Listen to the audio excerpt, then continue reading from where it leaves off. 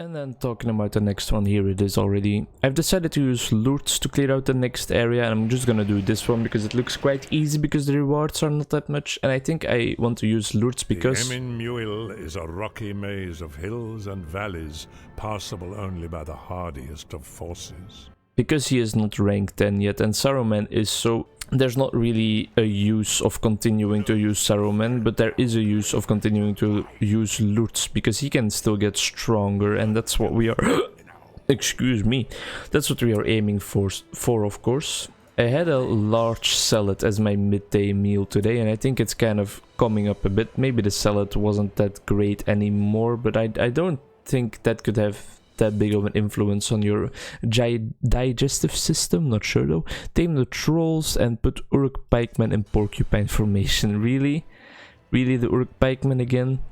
You guys know we can't like summon them, right? They have to know, the game designers. But maybe they don't, because maybe I'm just playing this bad campaign, this evil campaign, the wrong way all around, and maybe I should not have just this stationary army, this static army, but I should be switching it up each and every mission by just letting all of my troops die. And there we go. Wow. So just one troll, huh? And that's it. Tame the trolls. Maybe they killed all of the other ones already. I'm not sure. He can grab a tree, I guess. I always like the trolls when they have a tree. And then we will use this army that's at the bottom of the map here to explore a bit further. Here is the enemy. Wow, they already got damaged a lot, so my hypothesis of them destroying some trolls might be true in the end. I need to be careful with this guy though, because he can definitely knock my own troops around a bit, and that's something we don't want, of course. A lot of our troops are gonna die right here because they have fire arrows and we don't have any ranged troop with us, but it's something we have to accept for now. There goes our troll as well already, but I think we should be able to win the fight in the end, sure, but we are gonna suffer some major casualties because their troops over here are all insanely upgraded. Let's see, we're definitely gonna take this encampment for our own though, because having these two bases on opposite sides of the map will definitely increase our control of this area a lot, and that's what we're aiming for, control of these areas. That's why these seemingly useless missions exist. Just we need to take control of the area around Minas Tirith before we actually siege it. I'm gonna use some towers to distract their shots until our melee troops can get over here. Please just attack. There we go. They are pretty non-tanky, they're pretty squishy once we actually get to them, but alright, this is too much, so let's try and get back. They are getting killed by this angle as well, and then let's have these troops help them out a bit over here. This should be no problem, right? Let's get some more economy buildings down here as well, and our command points are getting cleared out a bit, so maybe we can build up our army a bit more with some of the storming technique that we like to employ since the Osgiliath mission. Now that I've been focusing on Lord of the Rings again, because this video, for example, will probably be going up in like 2 weeks or stuff, because my point is I've just been able to create a really big backlog. Like now that I'm focusing on just one game, the recording process has become a lot more streamlined and a lot more on automatic pilot, if you feel me, if you know what I mean. Like, it's just, I press record and I play some Lord of the Rings, and that's that. I don't need to worry about anything else other than just keeping the commentary at a high level and stuff, which is not always that easy, but you guys know that because you listen to me. But yeah, if I mix all my games that I'm playing at the same time, if I just all mix them together, that gets a lot harder, because you need to switch from game to game and you need to think like, what was I doing in this, how do I want to make content in this game and stuff. But if you're just focusing on one game, it's just like you press record, you play the game, and that's it. And that has granted me the ability to create a nice and large backlog. For example, it is Thursday right now, and I already have videos uploaded up until like Wednesday of next week, and I have like 3 more videos that just need to be rendered and then they will be done.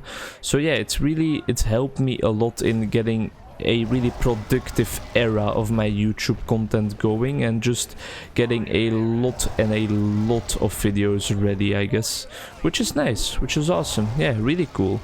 Let's see if we can actually get into this encampment. I shouldn't have selected him though, but I don't know how to like exclude someone from my selection. I don't know if that's even possible.